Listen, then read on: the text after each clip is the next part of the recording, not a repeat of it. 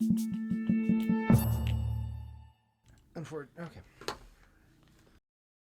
What's good, everybody, and welcome back to the Rock and Beards podcast. This is HSR, and with me today is... I am Jay. I am the co-host for now.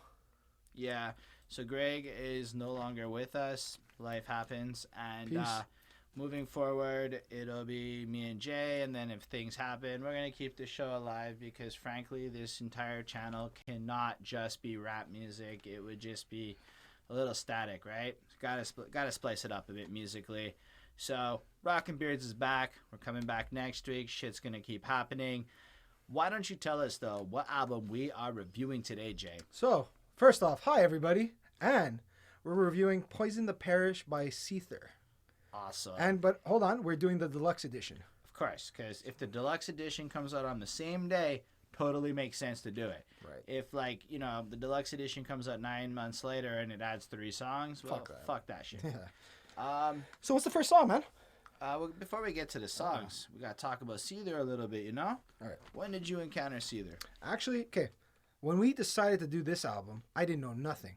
Then slowly I was listening to it, and I'm like, yo, this reminds me of my childhood. What exactly? Wrestling. I'm like, yo, this reminds me of okay, if you're a wrestling fan, you know the pay-per-views come out, and they always had that one song, and they're like, okay, and then you would see, like, the story, and then they would just show you, like, Stone Cold or something, and then you got that damn song in the background, and you're just like, Austin just started, and then you hear that, and you're like, I want to jam to this every day now. The next month we have another song. Right. So that's how I know Seether. Okay. In my end, I recognized hits throughout high school. Then the song Fake It came out, and I really liked that song. I know it by heart, and I was very excited by that one song. And then they've never stuck with me. I feel like they're one of those bands where unless you're really into this particular genre of rock, 100%. like you're just not going to actively seek them out because they're shit at like promotion and putting themselves out there outside of, let's say, wrestling. No, that's not that. The reason, okay, so after doing slight research on this band, obviously, thank you, Wiki. So I went on Wiki and I looked at their name and I'm like, hey, and I found out they're from South Africa. Okay. So that's a big reason why we're not hearing much about them. Well, to be fair, I would agree with you up until the point where they've been like fucking hugely famous for long enough that they could have surpassed that hurdle because they broke it out. They international market. But it's rock. But and their type of music, it's their voice too. What I've noticed is just having done Rock and Beards is something like Weezer is managed to play the media game, the social media game correctly. They get a lot of hype. Stuff like the AFI group, they were able to get a lot of hype. And then you get certain bands and they just don't understand it. And maybe... I understand your point, but the reason for me is like, you said one point I will 100% agree with you is their genre of music, right? Unfortunately, right now, rock. I had my podcast, I did a conversation and I said the rock was not dropping, not dying, but it's not as popular. Right now it's EDM and rap. You're absolutely correct. I would say that the rock is very much a bunch of sub-communities. Okay, I'll give it to you. It's like a B+ after. And having listened to this, like, I get it. It's very niche for the particular type of rock it is, and I don't even know what the right genre is. So one of y'all watching this... I got the genre for this music right now. Okay, what is it? First off, I'm going to go into one little thing fast about this group. Did you get at one point some of the songs sound a bit like Nirvana? No. No? I didn't make that connection. No, I didn't. Well, when we listen to a bit of the songs, I want you to open your mind. I'm going to because... They sound a bit like Nirvana at certain points of the song. I'm not saying they're exactly like, so don't jump on me. No, I understand. But influences are key. But you know what? Unfortunately, there's one slightly negative comment I will make. They brought back the roots to grungy music, which is like Nirvana, but it is a very diluted pop version of grunge. Yeah, because they're older now and have multiple albums under their belt, and but the thing with rock, unlike I'll give an example with rap music.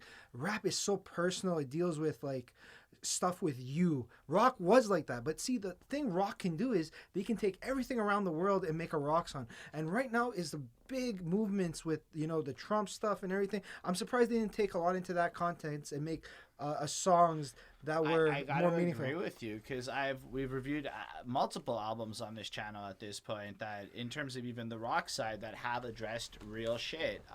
In terms of it, like Overkill had multiple songs approaching the realistic issues happening. And granted, unlike the direct nature of rap, they might take a more allegorical approach, like fucking we got the Power by Gorillaz. I know it's not necessarily rock, but I mean, What is that? I don't even know. But you know what? We're here for Seether. Let's make sure. Right. Yeah, let's not get too far. Either way, multiple bands are doing this, and yeah. But so that's kind of and I losing... think that given the if we want to jump into it a bit, given the name of the album, Poison the Parish, it's clearly trying to take some kind of a political tone in this light. That's what I thought. Okay, so I see your point with the political tone, but now if you for our fans there, if you look at the cover art, so we see kind of like a demonic priest in red, and then we have like a lot of demonic stuff if you watch from video games, movies, and a lot of shows now, which they're doing a lot of stuff about exorcism and stuff.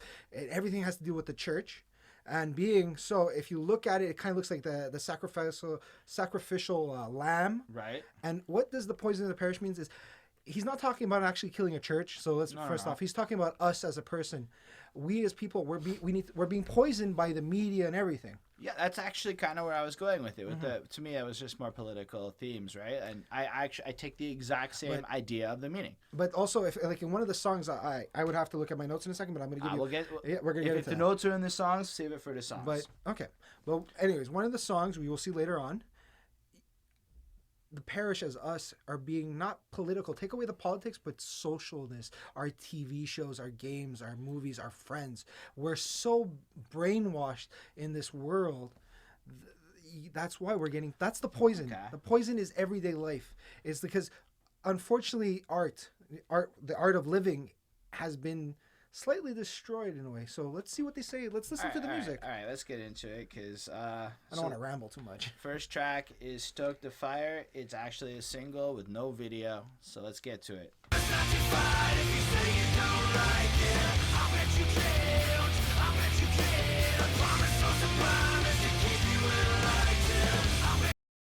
Yeah, go for it. Okay, so Stoke the Fire, #1 song on the album. You know what? It was creepy in the beginning. Interesting. Then, bang, gets you into it. Like, you know what? I was listening to some of their old stuff, and it brings you back. Like, it's kind of like to their roots, you know? And then they had that grunge sound, a nice kind of slow verse. But the chorus, the scream, awesome. Aggressive sound, I loved it. But the outro, I could have, like, whatever. So it wasn't the perfect way to end the song, but it was good. For a first song, it's like, okay, I'm interested in this album now. I gotta agree with the part where I was interested in the album, but we have to see. There's a definite genre bias here. I kind of would never listen to something like this normally, and I like rock and shit, but I'm more on the punk, aggressive, faster, hard hitting type shit. That's what grinds my not grinds my gears. The opposite of whatever that is. Makes my gears happy. Yeah, that oils them. Loves it. And on the other hand, this is more that slower. And when you mention the Nirvana thing now, it's so transparent to me where they're getting this influence from. Because, like, oh, that's a perfect Nirvana. This is some, like, I don't know. I've never really been a huge fan of slower music, but something like this, it really hits or misses for me. This one hit kind of in the middle. What's that? You know, okay, fast thing. It's like, you know that bar downtown Fuf's? Yes. That's a pure Fuff song. Yeah, so for Films Electronic, a dope-ass bar in Montreal, you should check it out if you're in the city, if you like this type of music. But basically, it's got everything it's supposed to be. But the lyrics are kind of weak sauce, right? Now, I feel like he's on the heavy side of poetry on this album rather than being direct. And it's all kind of bleak and melancholy, so you know something's fucked up, but you're not exactly sure what the fuck he's talking about. It kind of feels like it was like, okay, we need an album now, make an album, and then as soon as the album came out... No, man, I don't have to disagree with that. I think it's the opposite. I think he had a vision of some kind, like this poison with that. Oh, did I cut? It's all right. It's all right. But basically, I was saying he had an idea, and then I found like the idea.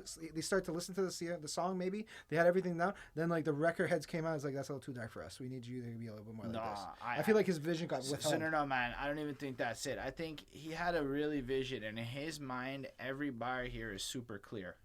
All right. Well, that's where in we his disagree. mind, but because he's tried so hard to write all of this deep ass poetry, But it's and, hard. It's hard to do that. it's so coded that I'm certain that if he could word for word tell you what everything means, and you'd all be like, Oh, okay. I but get like it. as a guy who doesn't listen to a lot of dense poetry and emo rock music, I don't think this is an emo rock band. I felt this song was a little on the emo side. I see. That's where I think our definition of emo is different. That's why I feel like it was a Nirvana song. Because I don't find Nirvana I think emo. Nirvana lyrically is like so either really emo or really political, depending Unfortunately, when I think of emo, I think of that band from like the fudge. We'll get back to that. No. I look at emo as a tone, this whiny kind of, and it's not limited to Like Panic at a Disco. That's emo for me.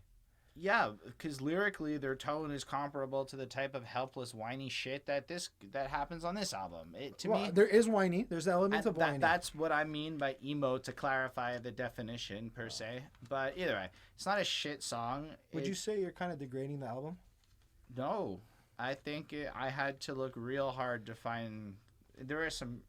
Look, I don't dislike the album, but I do not like every song on it, and it was definitely one of the weaker ones I've listened to on the 12 episodes of this show so far, for real. Rocking beards.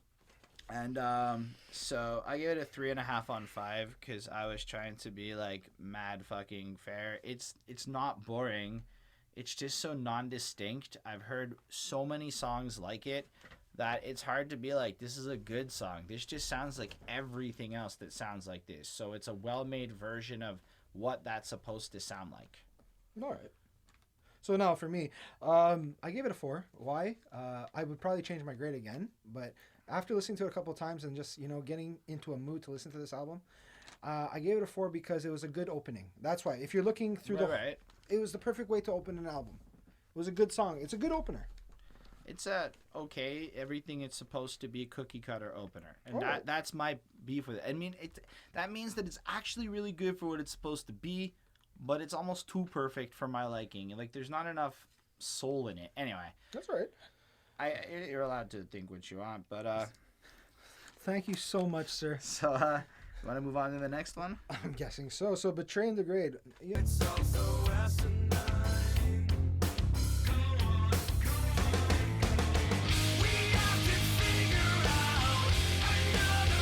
I just gotta say that this one interested me a lot more and had a lot more soul in this song, so it definitely does not fit into the same category as the opener. It's got like this cool bass riff inside that really engaged me. I just found the lyrics to be emo drivel, so at this point I kind of shut off a bit, and I do apologize if I don't give this the most intense look into his poetry, but he seems so fucking aimless, and he sounds like 20 years younger than he is, in my opinion, with it. And it sounds like he's worn out. And but the thing is, he's coming off more like a confused child than he is a older man with some wisdom. And I feel like, again, it's densely coded poetry that probably all makes or not even that dense. It's just, I don't get it. It doesn't make sense to me what he's going for with this, except for self-degradation and emo shit. But the music is so fucking good. And the way he sings and the chorus felt like Rise Against could have fucking written it. And I love Rise Against. They have an album coming out soon. And frankly, this was a better song to me. It's not like a fucking amazingly perfect, great track. But let's say this came on, I could fucking learn every word to this song and probably sing along at some point. I could vibe to this is what I'm trying to say. Well made, and I respect it a lot. I can see this becoming like one of those singles with a video. Yeah, with a video. It deserves it, man. What'd you think? So, first off, Betray and Degrade. My honest opinion, the main guitar, the riffs were awesome. Like, it really went well. It was, like, perfect. Then, the breakdown was good. Chorus was good. Verses were a little bit soft for me because, like, I try to look at some of the lyrics as best as I could because I'm not a big, like, I'm more into classic rock a lot more. Right. So, this is a whole new thing for me. So, I'm like a baby. Experience this new world. So I'm trying to listen to the lyrics, understand his pain, understand what's going on. But like you said, he's not clear. It's like he's going too many places. And that's the thing. If you looked at song 1 to song 2, it's like, okay, interesting. I'm still digging it. But there is a bit of concern coming off. It's like, where's your sound? Are you like this, or are you gonna be like that? Well, what I can tell is he's whining, and he's unhappy with things, but we know, like, it's almost like the name of the song almost tells you more about what the song's about than Yeah. the lyrics of the song. So Like you said, the perfect thing with the poetry. He's like, here's the window. It's a crack open. We need you to force it open and discover it yourself. and Which is sometimes will work in an album. dude, I would say that if it was like stellar songwriting and instrumentation, I would want to bump this on repeat enough to learn the inner meanings. But it's just like this. I give a 4. It's a really okay song, but I'm not bumping this every day. I gotta be in the right kind of mood for this kind of music, or it comes on the radio or some shit. Like if it came on random, I wouldn't skip it, but I would never like go put this on, you know. And it's just me. I'm not excited so far, but I'm not hating it. So we're good in the lukewarm range in my perception. And you? Well, what did you give it overall? 4. You give it a 4. I give it a 3. Really? Yep. I expected higher, but That's right. I can see your point, man. See, that's where it's because by track 2, we want to have like, if tracks 1 songs like this, I don't want it to go here. I want it to be same level. It could be a smidge lower, but you have to keep me interested. By like, cause if I'm gonna listen to 15 songs, yeah. you better not lose me by track 2. And That's a warning for everybody. So I just gotta say, track 2 did not lose me. It actually had the opposite effect. I felt like it went up a little bit, and I was like, okay, now we're in a tolerable zone. But let's talk about something else, please.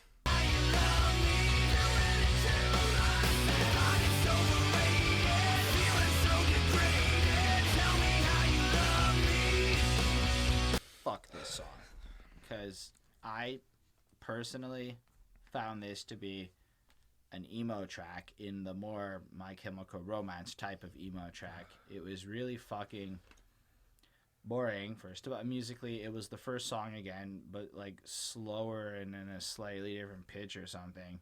Not a lot of distinction. The chorus was good. Yeah. I liked the chorus, Well, that's one thing about that's kind of like a main factor in this whole album for me is the choruses are great. but non-distinct. It No. sounded like literally hugging the chords, not really interesting, and used words I'm pretty sure I've heard in other choruses on this album. Oh, that's for sure. So, okay, that was kind of a redeeming quality because I could sing along to that chorus and it's an earworm. That's what its job is as a chorus. Okay, they accomplished. But look, it was just like a shittier version of the first. Then I came across this lyric. I wasn't that into the lyrics. I paid attention and I was so disappointed. Express emotions with my knife. Like look, you're older than me, man. You've been at this shit forever. You were famous when I was in high school and whatnot. What the fuck, man? Like, this is some kind of like you watched 13 Reasons Why or saw Suicide shit and pandered to a bunch of emo kids. Like, who the fuck does that? You should not be resorting to self-harm. And if you are, seek some help. Don't pander. Yeah, but you gotta remember, even if he's famous, imagine being at a height of all fame and then your career stops and maybe there's conflict in the band. Okay, but maybe they didn't break that's up, but the they took a part where break. you're a grown-ass man knowing you're influential and shouldn't promote that type of shit. Unfortunately, but that's kind of rock. Like that's kind of grungy. Like that's what they're. That's cool, but it's like, I'm just saying he knows better. That was bullshit. Oh, you're right. And as a human being, yes. And, but that's it. I'm saying this to him as a human being. As a song, yeah, whatever. You can justify how art is art, and I can't criticize him. But as you can. First off, you can criticize anybody. I'm you want. criticizing him as a dude, as a songwriter, as being involved in that. Why would you do it? Yeah. Okay, that's Anyway, 2 on fucking 5. Bullshit song. good. I'm afraid. I can see where they're going now. Like, I can see that they're going to be that grungy kind of sad album. Heroin music. Yeah, not heroin or like heroin. Like heroin, as in you shoot up on a needle and everything. Like a pity jerk in the corner? Yeah, that's how I picture it. And with the opioid crisis and shit going on, pandering. One thing I can say about this whole album is the guitars are like, I'm really enjoying the guitar. It's good. The variety of the guitarist and like the energy. The good thing about the song, like if you just take away the lyrics, the music, like the guy singing, and you just listen to it, it's like I liked it because it was a high energy and then it got calm, and then the chorus was grungy and painful in its best way. Okay. And that that's one thing. Like the verse, his songwriting approach so far, it's been a bit of a letdown. But when he got to the chorus, he's like, okay, I'm making songs so people listen for the chorus. And then I'm like, that's kind of where you fucked up too. So I don't want to stick with a 3 for this one. This one's gonna be like, I wish I could give a half mark, but this one's a 4. Oh, you can give a half mark on this show. All right, yeah. That's some headspace shit. Oh, We can give so half like marks here. it's between a 3 and a 4. It's obviously I'm gonna say 3.5. That's a good one. Yeah. I like that one. Fuck, man. So, I started biking to and from work. I am physically exhausted at this point. I'm just that funny. Like, fuck. I'm just that funny. He is. I'm just that off. You'll but survive. I Or will I'll survive. I'll survive. Negative emotions inbound. I'll never be the one to make a sound, but I'll survive. Can you whittle me? So the lead singer Sean, his vocals have completely changed from his earlier work. From what I've seen, he's become more clear. It doesn't translate good or bad, but like as a singer, it's that's the good part of this album. It's like I can understand you a lot better when you're going grungier. That's true. I just want to throw in to cut you off. I really didn't need to read the lyrics on this album like I have on some of the more metal shit. I could just close my eyes and clearly understand But almost every word on the album. one thing I can give you an example for every listener who's listening to this is if you slowly close your eyes and you can hear him and his range is perfect. It's like kind of like, he's kind of rockish, but Adam Lambert, I don't like him a lot, but his range, he was like kind of Freddie Mercury. I'm not putting this guy anywhere near Freddie Mercury, just to make sure you guys know. No, this guy sounds like a Chad Kroeger voice. Or he looks like Nick Offerman from Yeah. Rex and Parks. But as you're like saying this, the Seether guy, he kind of sounds a bit like Chad Kroeger or one Chad of Kroeger is the guy from Nickelback. Yeah, like But that's not a compliment, man. no, but the range of voice, because Yeah. he sings. I like this way more than I enjoy Nickelback, but like just the voice, the Seether guy hits it like He's mad perfect. When You're he's absolutely singing, correct. he sings, and then when he has to get aggressive, it's like, I'm like, wow. And then he screams sometimes, and I don't hate it. I just Lyrically, this was one of their better songs on the album. is it. Yeah, the pacing's amazing. Just so much rhythm in this guitar solo too. It was kind of weird, but good weird. So like this is okay. I started to have a theory at this point, actually lyrically. Sherlock Holmes. So tracks 1, 2, 3 are just like morosely miserable shits happening. This was a upbeat one. And this was miserable, morose shit's happening, but I'll survive. He threw in like some positivity in the middle of it. And I'm always looking for concepts in albums after Kendrick now. And I'm starting to think maybe there's a point to the structure of the tone of this album. And maybe I'm wrong. I don't really know. But at this point, I'm thinking maybe it's supposed to start off in like the most miserable place with like cutting yourself and shit, and then move into like something better. And that's what I started hoping at this point. But this song was so non-distinct. As a song, I have like virtually no additional notes. It's the same comments as the previous songs. It sounds perfect for its genre, perfect for its sounds. The chorus it's stuck in my head. I even started like humming it before. That doesn't mean it's great. It's just formulaically perfect. And I just found it kind of boring as a result. There was no soul in this one either. 3 on 5. It was a 4 for me. 4? Mike. Yeah, you want to go at this? Okay, so if you know anything about Seether, about this album coming out, this was the one of the release songs before the album came out. It has a music video. Mm-hmm. It's very twisted, I'll tell you that. It kind of reminds me Honestly, of Silent Hill. I was going to be like mad critical of it until I found out they were South African. And in hindsight, it's actually reminiscent of a lot of South African cultural shit I've seen. So I don't want to criticize the video anymore. I can say that it was boring because it was mostly the band playing with cutscenes to, like you were saying, horror shit. It kind of looked like a Silent Hill a video game. Yeah. Like you have that little girl walking around with demonic, and then he has like the big breath. Oh, BioShock, for anybody who plays video games. It looks like BioShock. You have like the little girl with the big daddy in the back. So yeah, I mean, it was whatever. But I have to say, for a single, it's a pretty solid jam. I like the message. It was pretty concise to me, which is the first time I felt this on the album. It was a cheap message, though. Let me down. Like, come on. Okay, not gonna lie. I related to the message a bit. It reminded me of like 21-year-old me, right? Back when all I wanted to do is find the amazing girl and have the perfect life, but then you'd find these people and they'd start investing in you and showering you with adoration and shit, right? And then you would let them down, and I let a lot of people down when I was, like a decade ago. At 21 years old, wait, you're 31? No, about a decade ago. I'm 29. Okay, so what I can say about this song, it was cool. The riffs were good. The lyrics was good. It was perfect. It's the same fucking sound as pretty much everything. But okay, hold on. That's why we made the perfect context before we tried Cougar. It's kind of Right, like a Nickelback, Nickelback. kind of like a Nickelback album right now. Yeah, a little But bit. the thing is that because the video, I'll give now thinking about it, and I like everything. I like it because it was a strange song.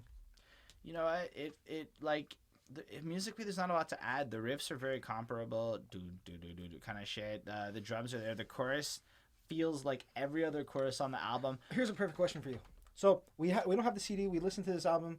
We don't listen to the album. I mean, and we just listen to this music video. Just this music video. You know what? Solid jam. It's a solid music video But- for. Solid song for you to get hyped up about a CD. You But know then what? the CD. Yeah, no, and there was very little that has so far stood up to it. Now, as you've noticed, I've been handing out threes a lot here. I gave this a 4.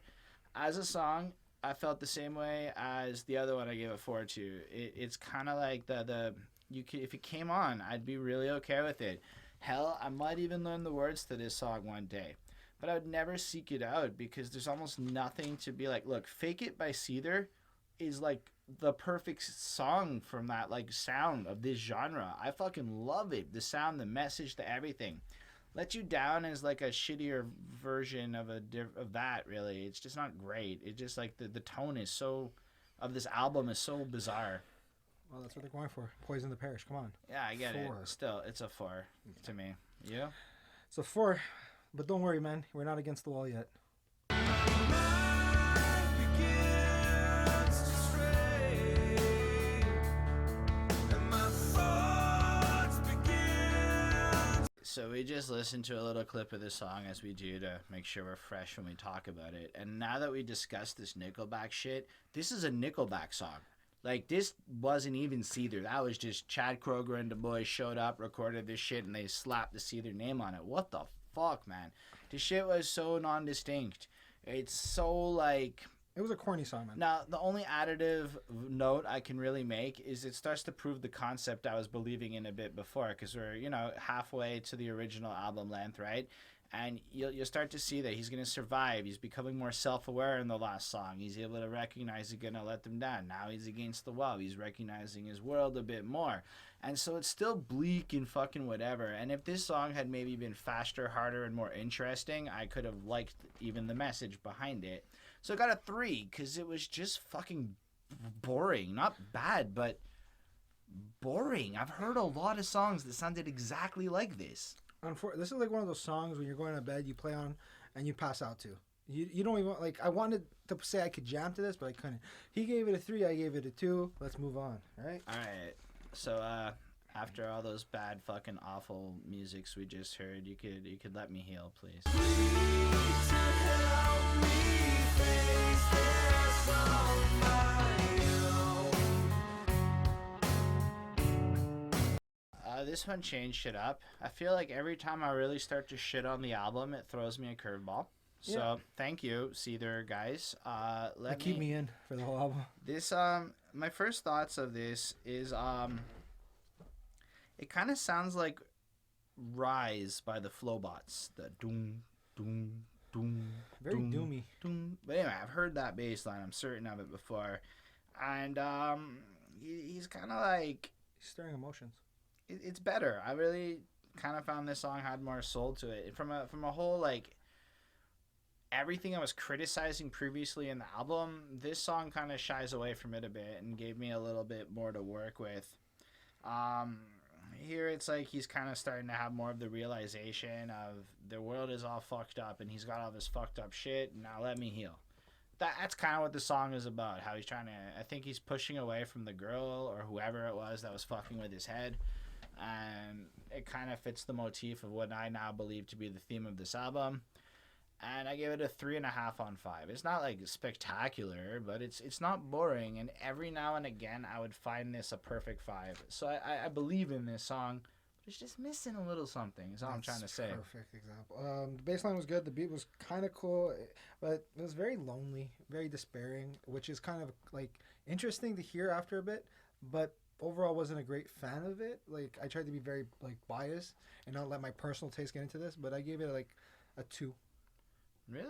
I didn't love it. It's like for me. Look, I'm giving you a review personally. If I'm gonna give it a review from the CD, it's like a 3, maybe a 3. No. It should always be based on what you think, man. Yeah. The CD's grade is based off of what the This song's for quality me, is. this was like one of those songs. Like after listening to the album once or twice, I would skip. Listen, Seether fans out there, if you don't like this, Hit me up at you can JVR. like comment and criticize and tell me how this is whatever, and I'll just tell you that Seether wrote a cookie cutter album, and that's my problem with it. It's hard to give high marks to songs that add like nothing. You know what we can say after this album review's done? We're gonna need some Saviours.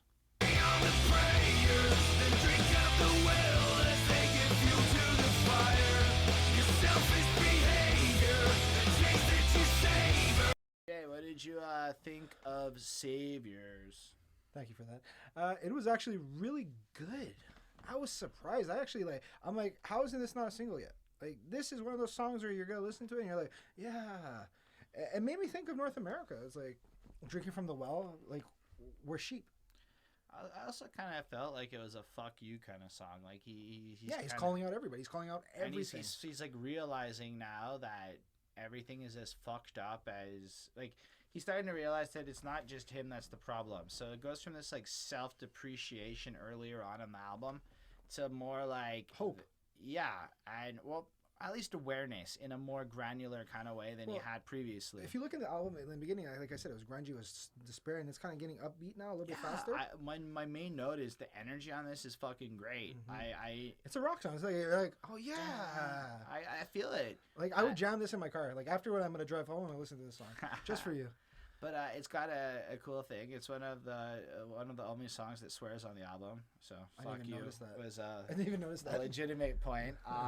Well, that's it. A fuck you to all the fat cats in the world that are stealing from the people. We need to be saved. I can tell you that when I heard this song, I wished the whole album sounded a lot more like this song. Because then, if it blenders in and starts sounding the same way, stirring the pot.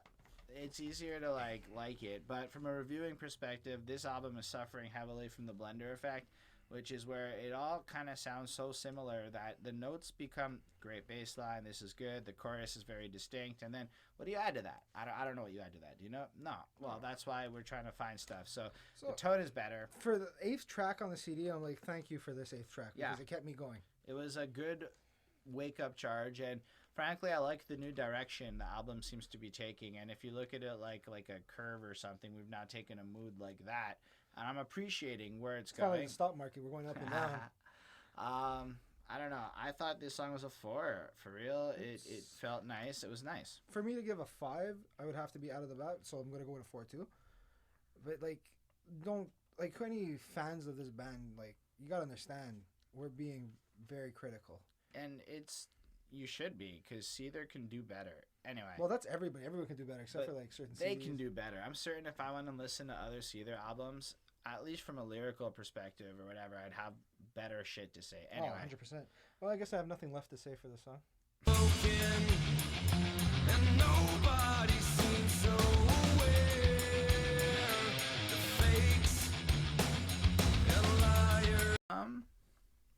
This was cool in terms of new, and this was cool in the sense of novel stimuli from a reviewing perspective. This made me want to mosh. Yeah, it was upbeat, heavy drums, and he screamed. And the one thing I noticed about the screams is, A, he delivered it quite well, showing versatility as a vocalist, but they suppressed it so much on the album. It felt weird. It felt like a squished in the background scream. You know what I liked about his screaming? It was like a pleasant surprise. It was like, yeah. You know, it was like, yeah, and then boom, Like, I'm here. Let's you're jam. You're waiting for that chorus you've heard on the previous 8 songs, and it never came. Okay, so I have this friend, and we used to have a song. It's like, if we ever got into a fight, remember Fight Music from Eminem? Yes. Like, he's like, Jay, if I ever get in a fight, you need to play that song in the background. Well, I'm like, why, man? That's the perfect fight song. Right. I'm going to show him this. Because this is like a perfect, I want to scrap out, mosh, party, headbanger. Let's get ready, pre-drinking, have a good night. Let's go. It does have that effect. Yes, I agree. Pumped up. Lyrically, it's kind of bland. I couldn't get into the words. I don't care about that. See, but that's the thing with rock. You know what the thing about rock is? Instruments. You know what? As much as a lot of you rock guys will say that, I think that the greatest rock bands of all time get called great often because they also had dope ass fucking lyrics. And if you look at the classic rock era, lyricism was fucking important, as important as what you would call, let's say, the classic Metallica. era of rap. So regardless of whatever, watered down bullshit lyrics, I'm gonna shit on that shit because I know that this dude in particular can write more meaningful lyrics than what I've seen on this album from my brief exposure to him in the past. As a result, I have a lot of trouble getting into this jam. It's very high energy, like lyrically. Sorry, it's not that I don't like the song. I feel like the lyrics are weak, but the song's really good, and it kind of averages out at a 3 for me. It's not amazing. It's a good. If I was at a party, like you said, I'd be wilding out, but I'm not, and most days I'm not doing that, so it's kind of not really great music for me. It's not a song you want to listen to right before bed. That's for sure. Nah, man. What'd you give it? You give it a 4. Okay. Because of the fact of like I understood this song. Like this song was like I'm gonna pre-drink. I'm gonna be hanging out with guys. This is a perfect like not a barbecue song, but it's like you're in the back Are drinking you beers. saying this is a bro anthem? Yeah, it's a bro anthem. All right. Anyway, you can count me out. It's alright.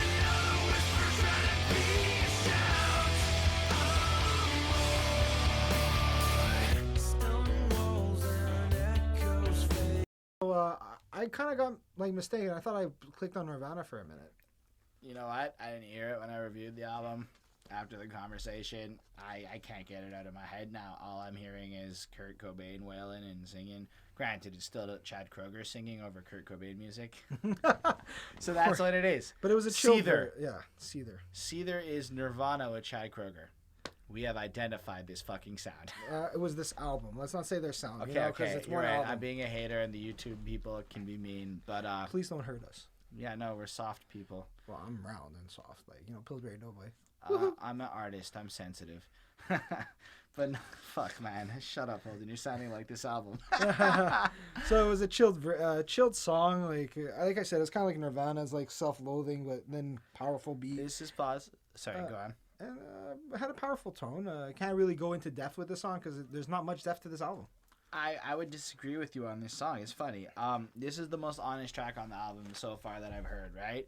This is like the first time where I feel like he shed the illusion of whatever the fuck characters he's been playing this whole album.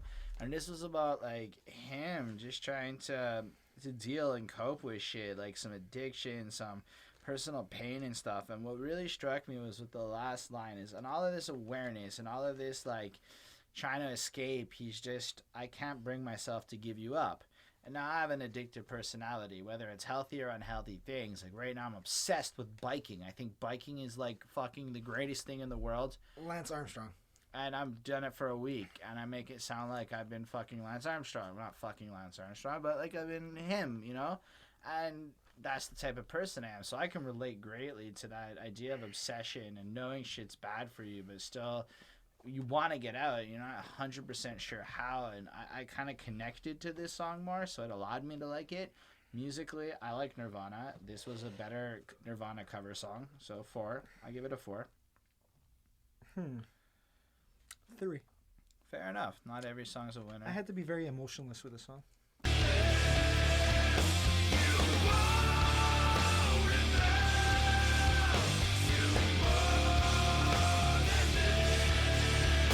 So I want to start this one. Why? Because what I've started doing is I have a job where I'm allowed to listen to Spotify. So I start pre-listening to the albums before I review them so that it's not completely novel. And first impressions often aren't great reviewing points. So on 3 separate occasions, I got to Emotionless and had to turn the fucker off because it was just so... Shit. Yeah, it's pretty bad. Like, as a song, like, it's... It's the perfect name, Emotionless, because I was emotionless for the song. Which kind of gives it points because it fits the motif of what it's trying to be. And it's kind of like how we've all become emotionless because of the jaded attack. So we have a bunch of people who chose to pray to this parish, right? And put their faith in the system. And then the wolves came in and took advantage. And now everyone's a fucker pointing a gun at everybody, doing everything. And it's a really astute observation of the emotional state of North America. And I was quite impressed by how he managed to make so much depth on the shittiest fucking song. So I gave it a 3 because I appreciate the songwriting and the lyrics, but gosh, is this freaking boring. It was a kind of trippy vibe in the beginning, kind of screwed up chorus, but overall, like one thing I could say now thinking about it is if you have a time, like from what he just said with the wolves and everything, I kind of looked back and pictured the album cover, because now with the main person in the cover or whatever you want to call it, it's like kind of like maybe a wolf in sheep's clothing. Yeah, and you know what, man? I just like this song. Had it had maybe the music of other songs behind it, might have been a fucking the first 5 I would have handed out. But the tone. I'm just thankful this wasn't the first song. Oh my god, that would have been hard. Yeah. Look, I didn't like it. I didn't like this song, but I actually like a lot. It's weird. It's the complete inverse of my problem with most of this album. Most of this album is great instrumentation and shit. Yeah, the vocals. instrumental. And here it's the complete opposite. This is like the best message so far, but the shittiest thing. Anyway. Save my soul. What did you give it? I gave it a 2. Let's say that. What did you give it? I gave it a 2. Deuces. Fuck. I mean, I get it. This one, you know. Couldn't save my soul, man. Isn't it Sell My Soul? Come on, Jay. If you're gonna do the pun, gotta say it right. Enough to lose. And if you fall down and bloody your gown, get back up so you don't. I messed up the name, so it's Sell My Soul. Yeah, he So did. Sell You My did. Soul. I'm gonna say it They one more knew time. that because like they fucking saw me correct you, and now they're seeing you bring attention to it again. And for them, it's been a whole of like 30 seconds. I digress. Thanks. Thank you for throwing me underneath the bus multiple times today. So what was kind of cool is I felt very country westerny vibe. Like I'm in a shootout, like a perfect. Like you ever watch Westworld? Like Yes. a part of a show, like not the futuristic thing, but like the western part. Yeah. I feel like someone's about to draw a pistol and shoot me, and then it gets kind of cool. Like it's a retro vibe. It's kind of like Pink Floyd. Then back then I thought of Pink Floyd, but now I'm thinking completely Nickelback.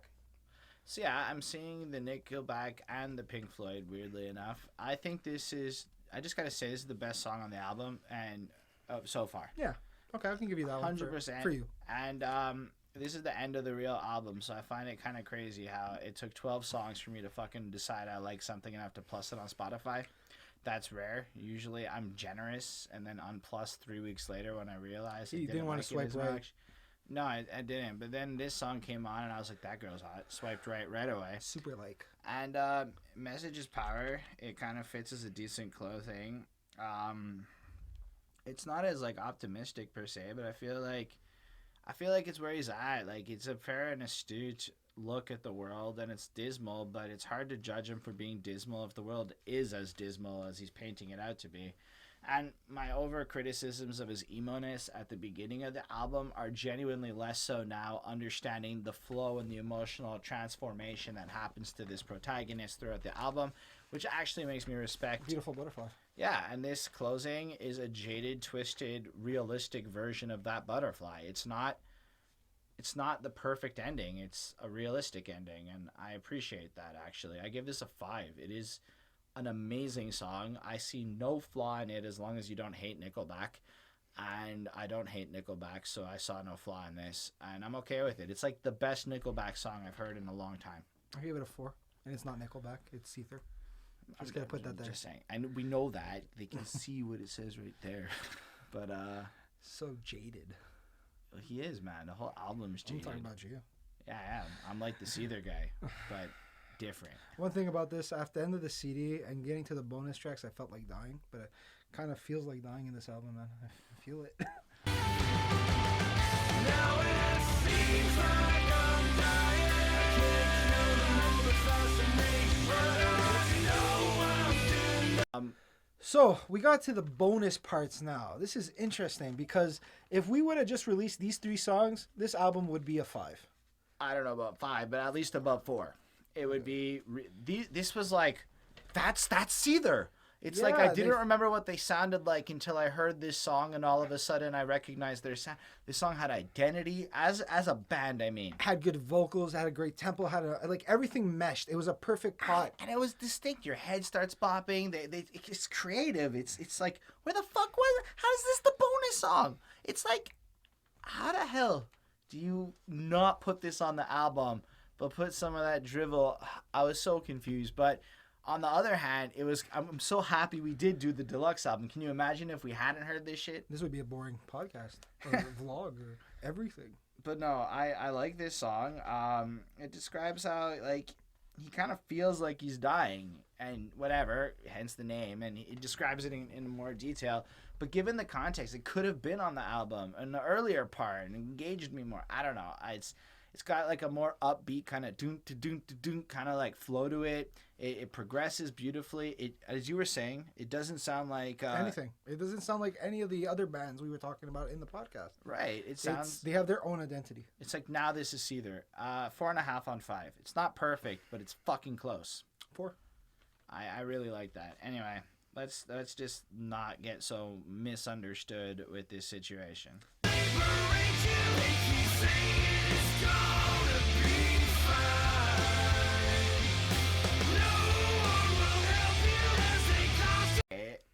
This keeps the distinct identity thing. Like, it feels like the same band that wrote Feels Like Dying wrote this with their own distinct thing, but showing that they have more to them. We got more of that pop punk doom doom doom doom doom kind of bassy driven things, and then it builds up properly into a beautiful chorus that I really liked. It was very personal. I wrote like honesty is very clear in this. Maybe he just kept the honest stuff for the bonus. I don't know, but it was a 4. It was not great. It was very whatever, but it was still a really amazing track compared to what was on the album. So yeah, like you said, from taking from the album, it's weird. It's like, why didn't you drop any of this on the CD? Like, I'm trying to find your identity. If you're a new listener of Seether, it's like, hey, I didn't want to listen to like a band that sounds like any of these other guys. I want to hear a new song. Like, when you're looking at music as a person, you're trying to find something new to identify. I don't want to hear Chad Kroeger. I don't want to hear Pink Floyd. If I listen to Pink Floyd, I'm going to listen to Pink Floyd. And keep in mind, granted his voice is similar, but there are some songs here where it could have been Chad Kroeger singing. Oh yeah. Was a pleasant surprise these 3 songs on the deluxe. Well, this Misunderstood song I felt like was cool. But it was like out of the 4, out of the 3 that came out, this was the weaker one for me. I felt like it was a 3. I'm okay with this because I'm really up the alley of what kind of music it is. I give it a 4. I could really get behind it. Let's say, having heard, Sell My Soul, Feels Like Dying, and Misunderstood, I'm almost more critical of the rest of the album because I've really liked the last 3 songs I've heard so far. And let's just take a minute here. I'll be right back.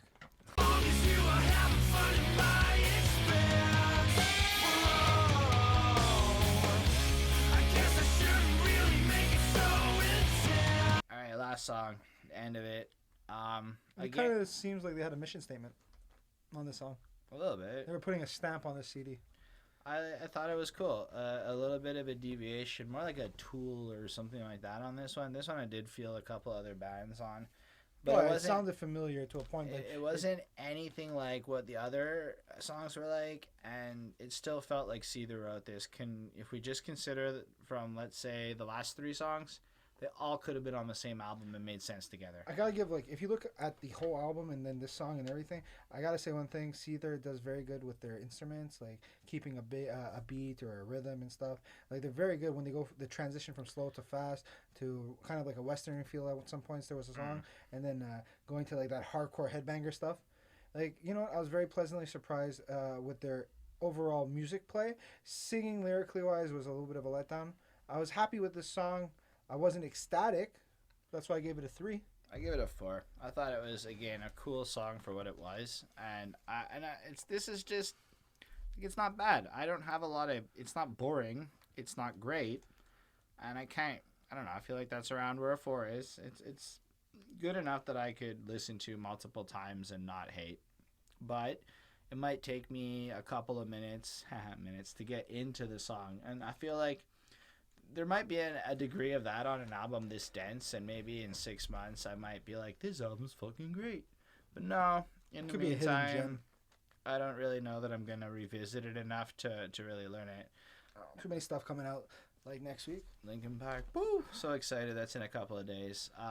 We will be back. So that's it for this album, man. What did you give it all? I gave this a 3.65 on 5. I was surprised. I thought it would have been lower, actually. But no, I'm gonna say 3.5. I'm not gonna give it 3.65. that's just the raw math, man. I ran the numbers don't lie. But look, it's not a bad album. It's like well-constructed cookie cutter shit. It's like a B minus. But like to get into that great zone of above 4, you really need to have a high level of distinction, additive something. You have to, I guess, impress me. And this was just really good to put on. It was like a cheap date.